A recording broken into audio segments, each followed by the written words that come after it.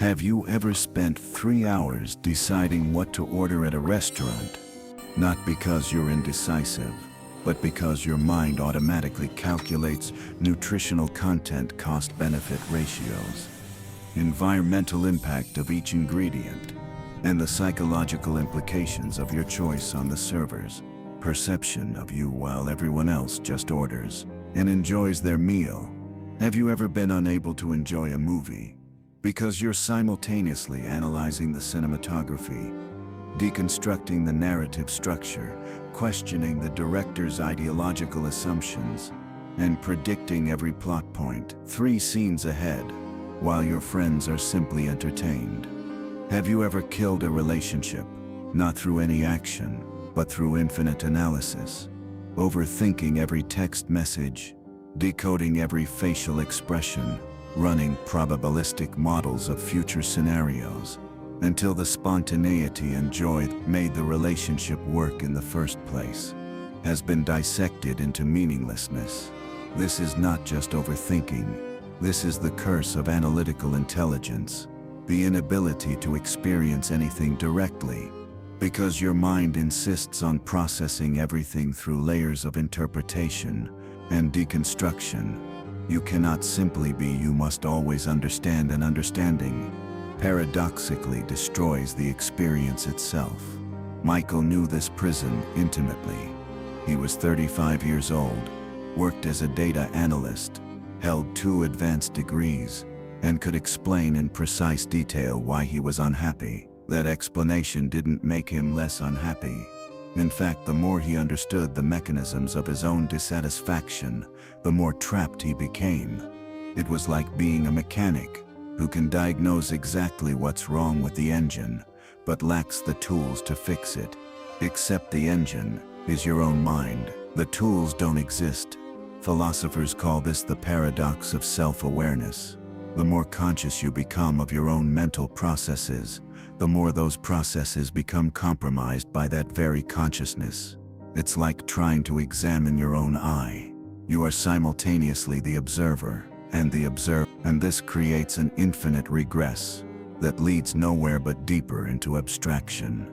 Michael would lie awake at night, his mind running elaborate simulations of conversations that would never happen, analyzing the psychological dynamics of relationships that had ended years ago, constructing theoretical frameworks to explain why he felt disconnected from a world that seemed so effortlessly navigable to others. And here's the cruel irony. The more he analyzed his tendency to overanalyze, the worse it became, because now he was analyzing his analysis, creating meta layers of overthinking that made simple actions nearly impossible. This is what happens when intelligence becomes pathological, when the gift of deep thought transforms into a prison of infinite reflection, when you cannot turn off the analytical engine, even when it's destroying your capacity to simply live. There was a time when Michael could make decisions quickly, when he could enjoy a sunset without immediately analyzing the Rayleigh scattering that creates the color, when he could have a conversation without simultaneously modeling the other person's cognitive biases and defensive mechanisms, when could feel something without immediately dissecting that feeling into its component neurochemical processes. But that ability disappeared so gradually he didn't notice until it was completely gone. It started in university when he learned critical thinking, and it was genuinely useful being able to analyze arguments, detect logical fallacies, see through persuasive rhetoric. That was a superpower in academic settings.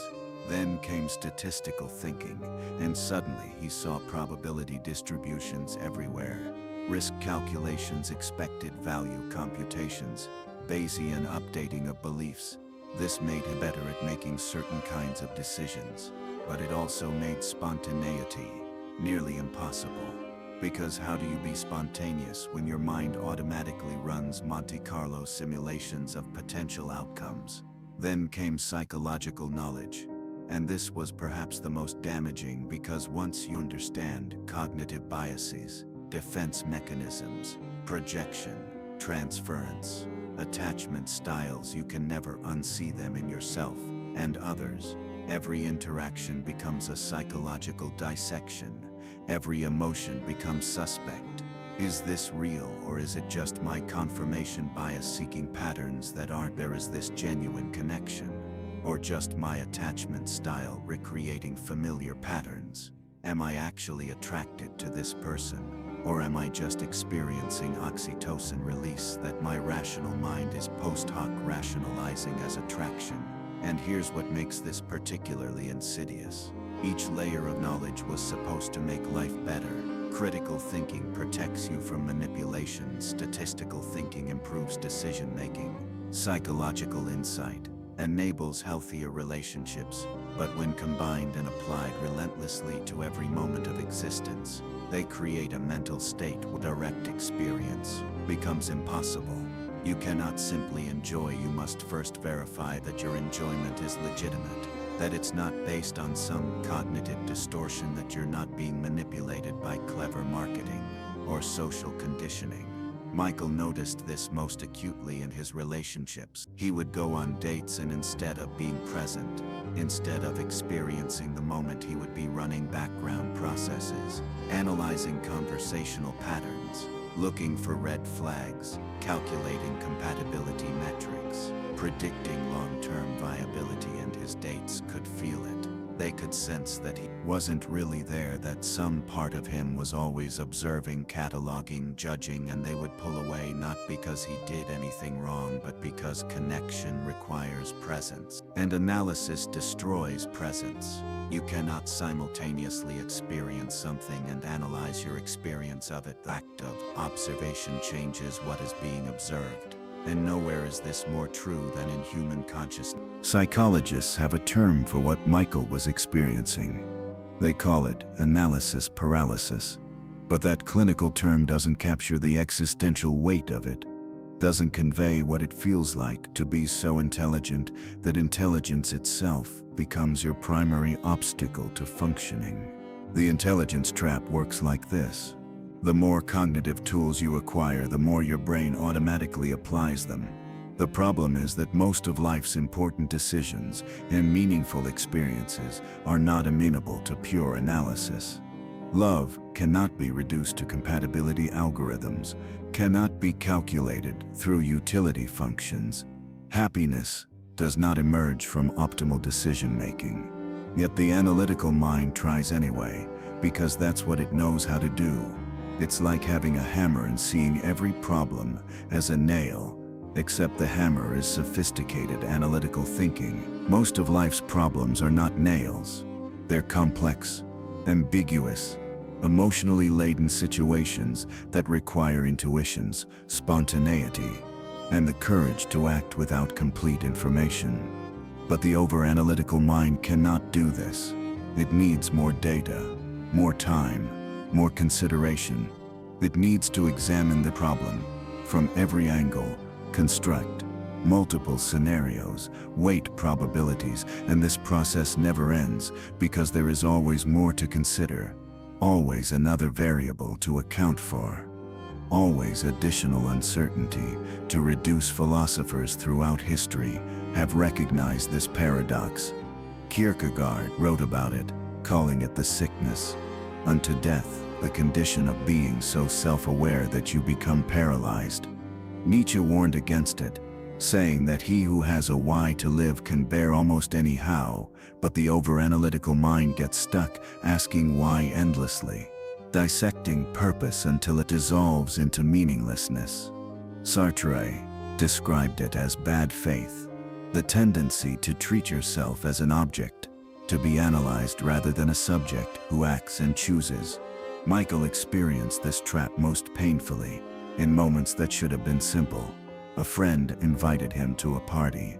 His immediate thought process: what is the expected value of attending, probability of enjoying myself versus probability of social exhaustion, cost of transportation and time versus potential benefit of weak-tie social connections, likelihood of meeting someone interesting versus likelihood of awkward small talk with people I have nothing in common with. Am I going because I genuinely want to, or because I feel social obligation? What does my reluctance say about my attachment style and social anxiety? Am I overthinking this? And if so, what does my overthinking say about my metacognitive patterns? By the time finished this analysis, it was too late to go, and he spent the evening alone, not because he chose solitude, but because he couldn't complete the decision-making algorithm quickly enough. This happened with everything: job opportunities, romantic possibilities, creative projects, travel invitations. One triggered such extensive analysis that the window of opportunity would close while he was still processing. The curse of overthinking doesn't just affect decisions, it destroys relationships.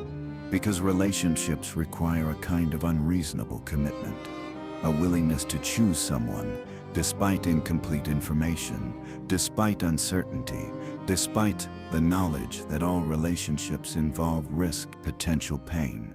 The analytical mind struggles with this because it sees all the ways things could go wrong.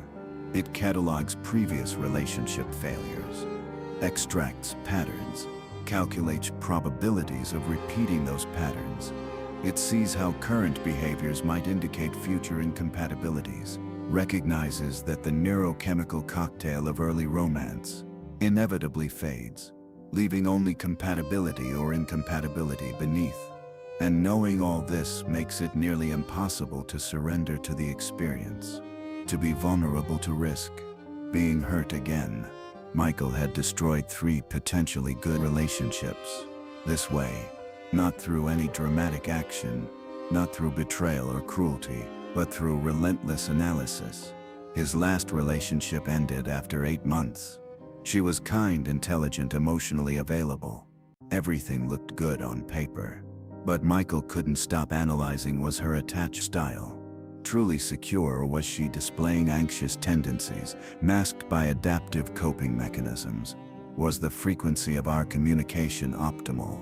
Or was there a slight asymmetry suggesting different relationship needs? Was her family dynamic going to create long-term compatibility issues? Attraction to her genuine, or was I just responding to her availability when my actual attachment patterns seek unavailable partners? Should I be concerned that I'm analyzing all of this? She finally confronted him. "You're never actually here," she said. "We can be having dinner or watching a movie or even making love, and I can feel that part of your mind is somewhere else. Analyzing, observing, judging. You're like a scientist, studying a relationship instead of a person in one." And she was right. And he knew she was right. And he could explain exactly why he did this: childhood attachment disruption, leading to hypervigilance around relationships, defensive intellectualization as a way to avoid emotional vulnerability, fear of repeating past mistakes, creating obsessive pattern recognition. But explaining it didn't change it. And she left not because she didn't care, but because she couldn't spend her life being observed rather than experienced. This is the social cost of overthinking. You become so focused on understanding the relationship that you stop participating in it. You analyze the other person so thoroughly that they stop being a person and become a psychological case study. You're so busy trying to predict the future that you destroy the present. And here's the cruelest part. Michael was aware of all this. His metacognition was excellent. He could observe himself doing this, could identify the exact cognitive processes that were sabotaging his relationships, could even predict how his partners would eventually leave. But awareness, without the ability to stop, is its own kind of torture. It's like watching yourself drown from outside your body, seeing exactly what you're doing wrong, but unable to intervene. The question Michael couldn't stop asking himself was why? Why couldn't he just turn it off? Why couldn't he stop analyzing for 1 evening, 1 hour, 1 moment, and just experience life directly? The answer, he eventually discovered, was both simple and devastating. He was trying to control the uncontrollable. Overthinking is not primarily about curiosity or intellectual interest. It's about anxiety. It's a misguided attempt to achieve certainty in an uncertain world. If I can just analyze this thoroughly enough, the thinking goes, if I can just consider every variable, account for every possibility, run every simulation, then I can make the perfect decision, avoid all mistakes, prevent all pain, achieve guaranteed outcomes. But life doesn't work that way. Life is irreducibly uncertain. You cannot think your way to safety. You cannot analyze your way to guaranteed happiness. You can't predict and prevent all possible sources of suffering. The attempt to do so is not wisdom. It's a sophisticated form of control. Anxiety and control anxiety is particularly insidious, because unlike obvious anxiety with panic attacks and visible distress, control anxiety looks like intelligence, like being thorough, being responsible, being careful. You can hide your anxiety behind the mask of analysis.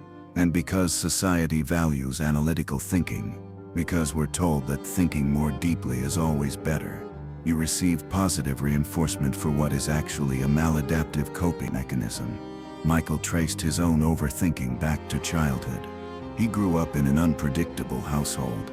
His father had untreated bipolar disorder, which meant that young Michael never knew which version of his father he would encounter, the manic, generous, playful father, or the depressed, ear-threatening one. In that environment, survival meant prediction, meant learning to read facial expressions, interpret tone of voice, detect early warning signs of mood shifts.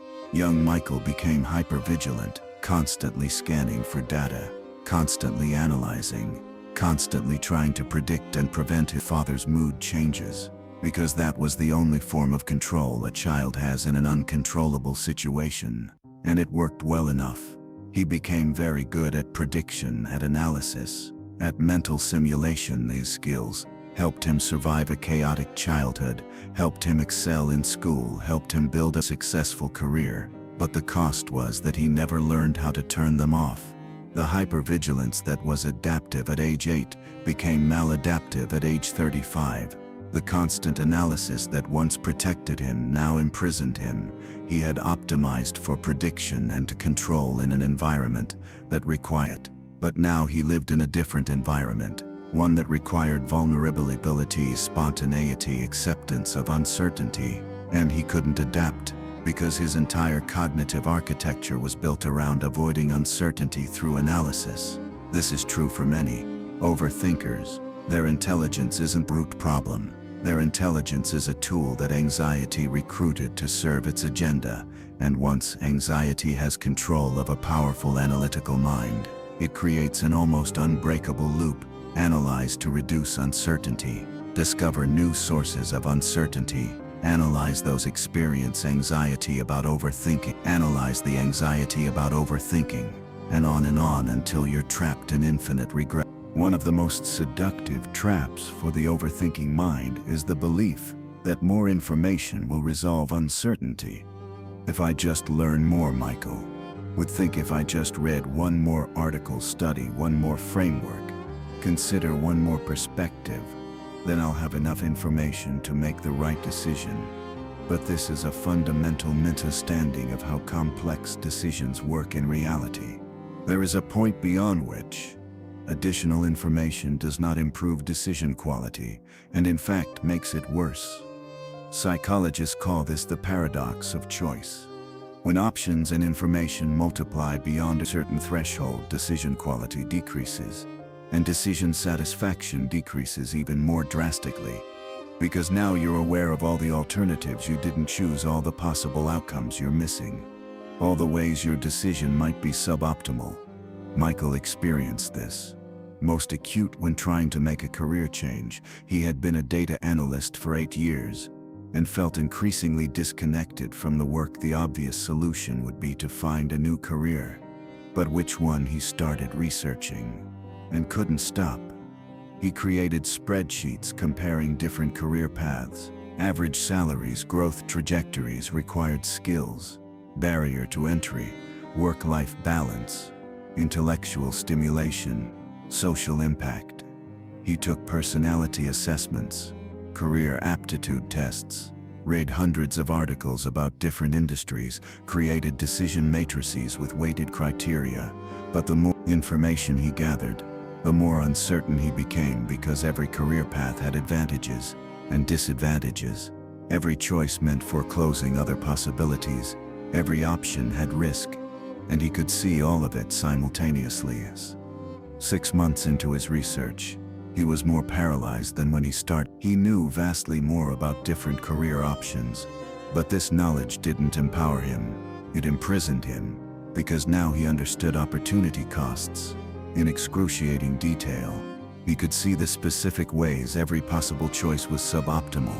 He had perfect information about imperfect options. Perfect information about imperfect options is worse than imperfect information about perfect options. Meanwhile, his friends who spent 1/10 of the time analyzing made career changes. Some worked out, some didn't, but they were moving, they were acting, they were learning through experience, analysis, and paradoxically, those who thought less often ended up more satisfied because they weren't haunted by knowledge of all the paths not taken. This reveals something crucial about overthinking. It's not actually about making better decisions. If it were, overthinkers would make demonstrably better choices than non-overthinkers. But research shows this isn't true beyond a certain baseline of reasonable consideration. There's no correlation between time spent analyzing and outcome quality. What overthinking actually does is create an illusion of control. It makes you feel like you're doing something productive, feel like you're reducing risk, feel like you're preventing mistakes. But these feelings are deceptive. The analysis is not actually improving your decisions, it's just giving your anxiety something to do. Michael's breaking point came not dramatically, but quietly.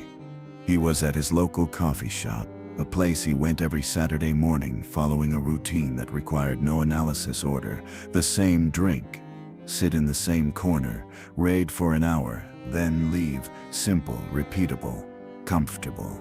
But this particular Saturday, he sat down with his coffee and his book, and realized he hadn't retained a single sentence he'd been reading for 15 minutes.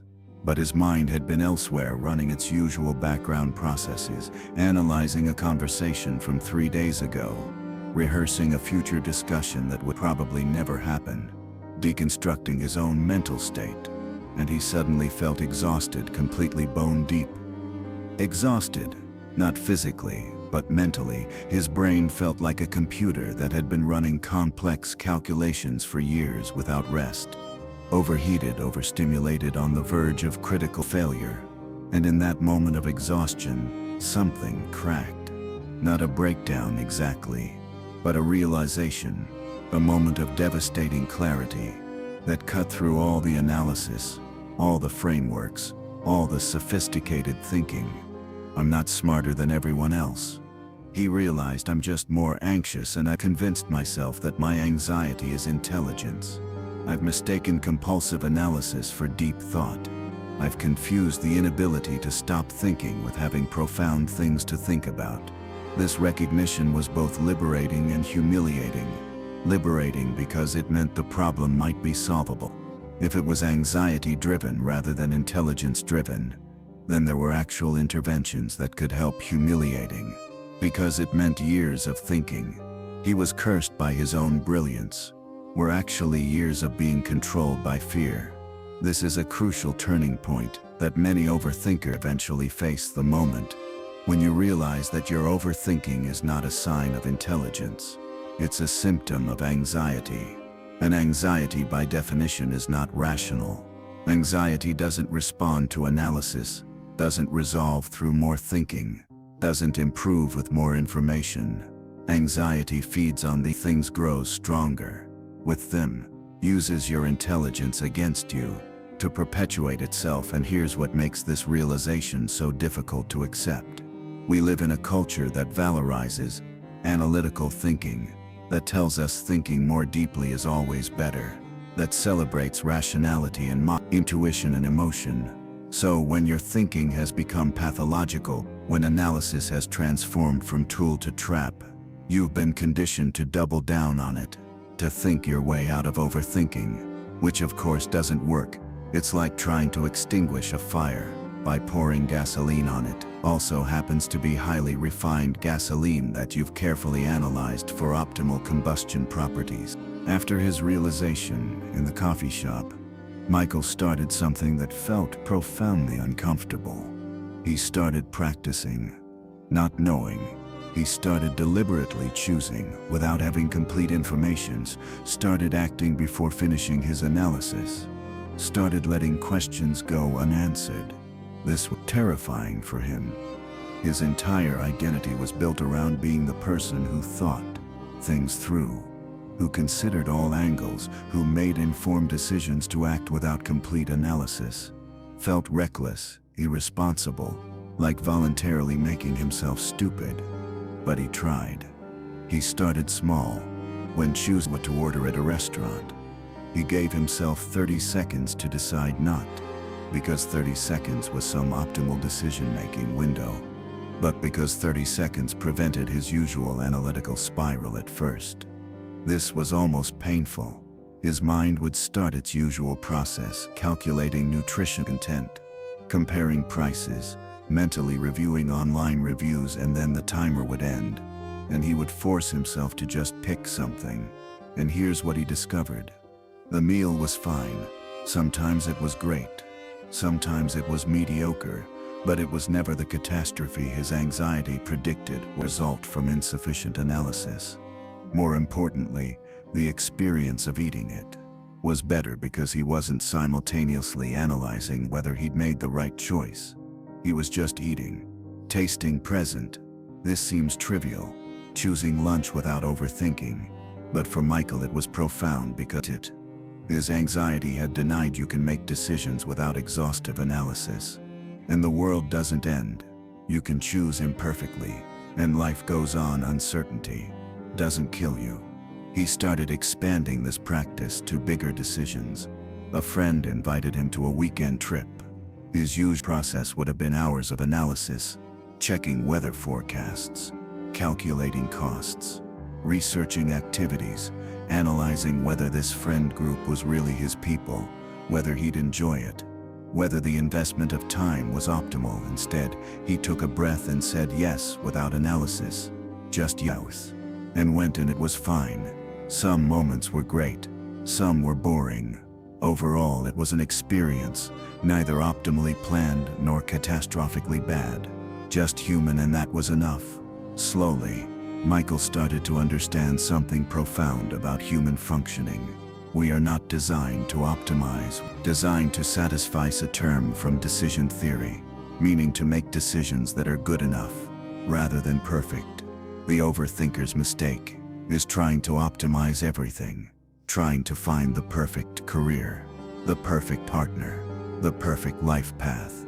But optimization requires complete information about an uncertain future, perfect knowledge of your own preferences and values, ability to predict all outcomes and consequences, none of which is possible. Satisficing means accepting that your decisions will be imperfect, that you cannot predict the future, that uncertainty is not a problem to be solved, but a condition to be accepted.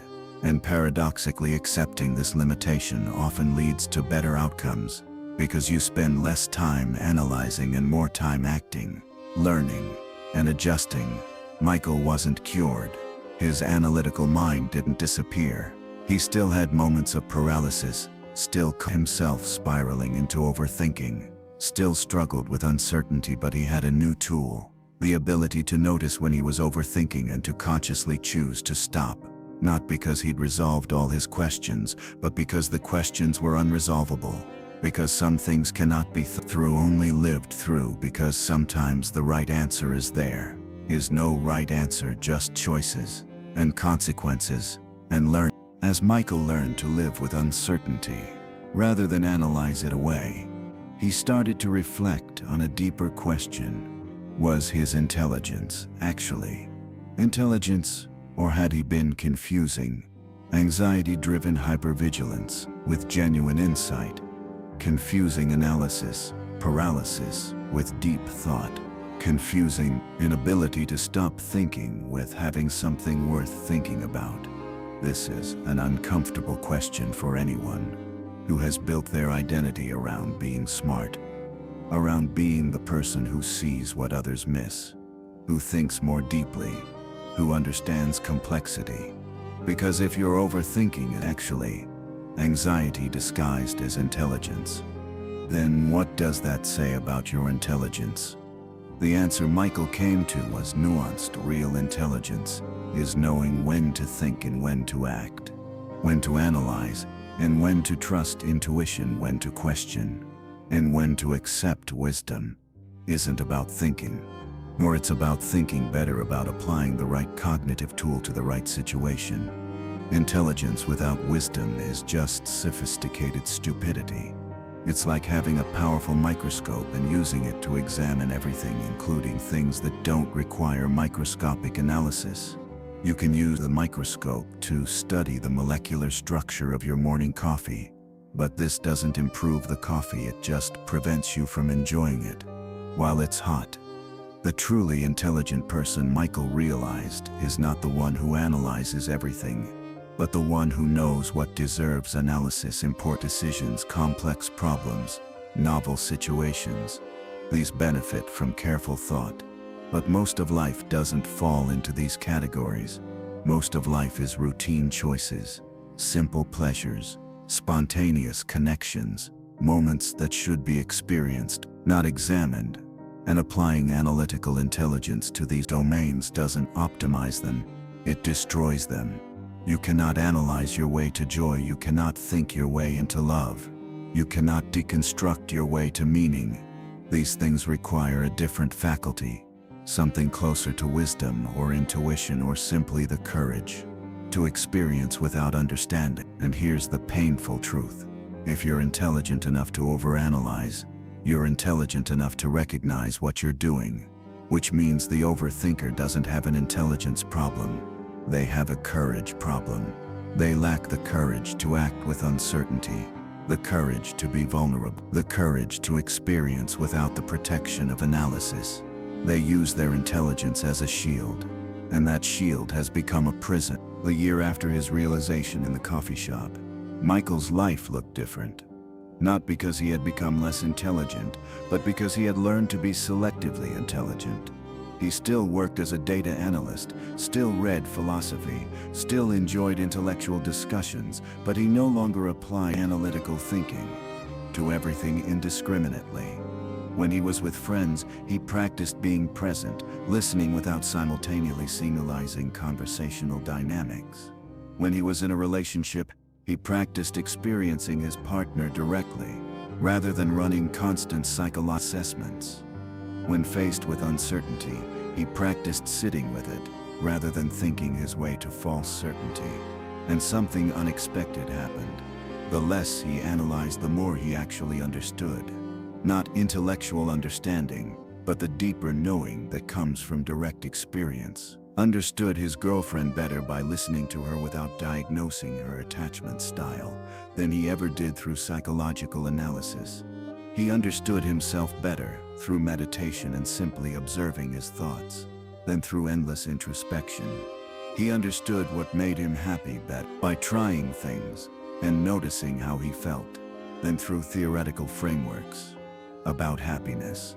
This is the paradox that resolves the curse of overthinking.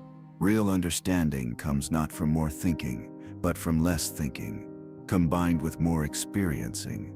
The overthinking mind mistake is belief that thinking about life is the same as living it, that analyzing experience is the same as having experience, that understanding in theory is the same as understanding in practice. But these are fundamentally different things. You cannot think your way to wisdom. You can only live your way to it, and thinking can actually obstruct this process. If it becomes a substitute for experience, this doesn't mean abandoning intelligence or critical thinking. These remain valuable tools for appropriate situations, but it means recognizing that intelligence is a tool, not an identity, not a constant state, something to be applied to every moment. It means learning the skill that no one teaches in school: how to stop thinking, how to move from the analytical mind to the experiencing mind, how to be present without being simple, how to accept uncertainty without being naive, how to live with questions that have no answers. Michael still had his analytical mind, still overthought, sometimes, still struggled with uncertainty, but he was no longer at war with himself, no longer trying to think his way to a life that could only be lived.